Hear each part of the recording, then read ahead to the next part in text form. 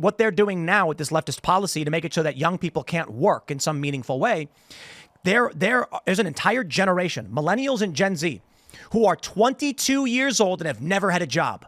Bernie Sanders never had a job, and he's in the forefront of this. Some would argue he has still never had a job. He's never had a job. He's literally never had a job. Yeah. Correct me if I'm wrong. So those that are listening, comment below. But he's only ever worked in politics. So technically you can call it a job. Right. He's never actually had to like lift a sack of flour and move it to the other room for a baker or move a bunch of bricks. So what they're trying to do is they're taking away meaningful work from young people so they grow up and become inept and incapable and incompetent.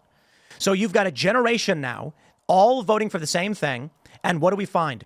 It is terrifying to see listless millennials who say things on X like, I just want to sit around and watch TV all day, because all they want to do is what they did when they were young. But then you look at people who are pro baseball players, pro football players. What were they doing when they were 2 and 3? Working, busting their butts. Well, they were being trained. They were learning the game. And so these guys are now in their 20s or early 30s. They're pros at the top of their game. And the only thing they've ever done is been trained to do this thing. They love doing it. I'm open to child labor in the sense of what we're talking, like a kid can do clerical work, whatever. But what about extending the 40-hour work week, doing it with overtime? Why? Because we want to compete with slave labor. We're talking about how to compete. We don't want to compete with slave labor. Well, we do want to compete with China's workforce. Yeah, I say we stop letting companies ship everything off to China. That's one way, but that's a big ask. They need to make it cheaper for labor. Call me silly, but I'm in the freedom corner. I don't want to let people do what they want to do. And if you don't want to work for a company that has a 45-hour work week, don't work for them. You don't have to. You don't own the job. It's the guy who started the business and has the capital. But salary positions don't get overtime. Overtime's only for hourly. Fair. So if you're on a salary, the expectation is that you're working full time whenever you need to be working. Yeah. I don't have hours. I don't wait until 40 hours and go beep.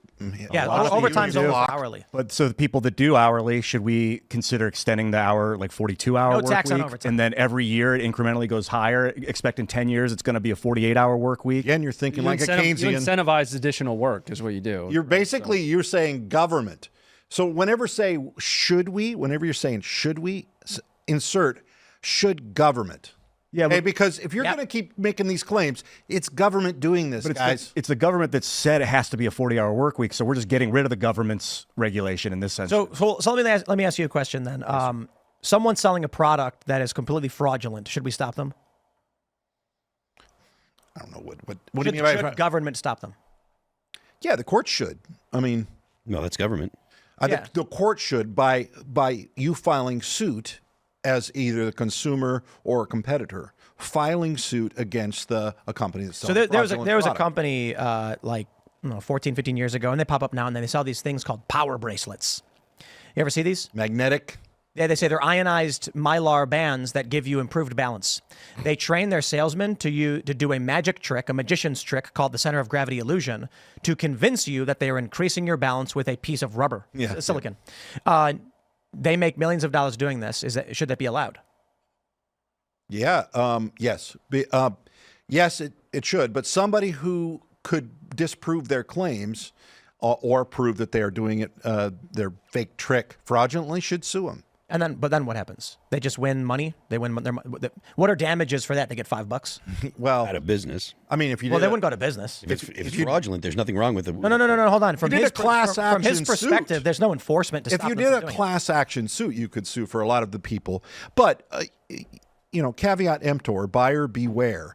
If the claim they make is seems a little off, and you bought a $5 bracelet because you bought their garbage and you saw their magic trick, sorry. Frankly, you better get a better brain. What if you have 3 generations eating phthalates and PCBs and disrupting their endocrine systems to the point where they're developmentally disabled? Of course, we should. They should be. So there should be a government entity with the power to enforce and stop them from doing it? Yeah. I'm not suggesting that there is no place for government. I'm just saying when you're making these decisions, when you're trying to come up with these theoretical concepts, always insert should government, not should we. That's right, so honest question then. Should government stop companies from putting poison in all of our food? Yes. But so there should be some enforcement agency that's going to restrict. So we should clearly some standards. Yes, I'd rather have it done on a local level, but some things are too big on nowadays because, of course, you're producing goods that are sold all around the country and sometimes all around the world.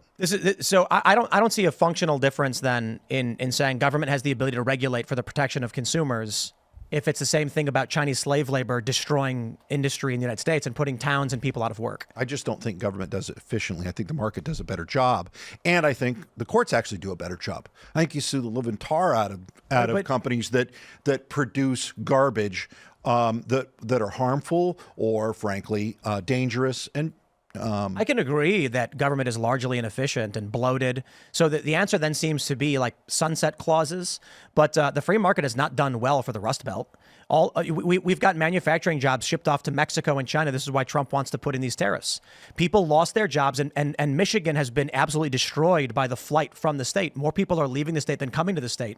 So the existing infrastructure is becoming more expensive to maintain per person, this is basically what causes the Flint crisis. Well, Michigan's also facing a big political crisis from leftist government. But that's a product of the collapse of the state. I mean, if you go back to what Michigan was in the 40s and 50s, and you see it booming, the rise of the auto industry. I know we can give a lot of credit to World War II for destroying our competition overseas, but what we see now is the factories leave. People lose their jobs, families leave, base infrastructure remains the same cost and gets distributed among the remaining population. This is what happened with Flint and why Flint switched off their water from the Detroit lines into the Flint lines, which basically got a bunch of people sick. They were saying the Detroit water was too expensive. It's the most expensive in the country. And it's because they have an infrastructure that costs X, is divided amongst Y people. But as more and more people leave, the distribution, the Y becomes smaller, so X becomes larger per person. I mean, we could debate the audio industry, and all I have to say to that is compare a 1982 American-made car to a Japanese car. Good luck with that. And because the unions had literally destroyed the American auto industry. Yeah. And they made cars to fail. Said don't make them too good because one, they need to be replaced. We don't want something to last forever.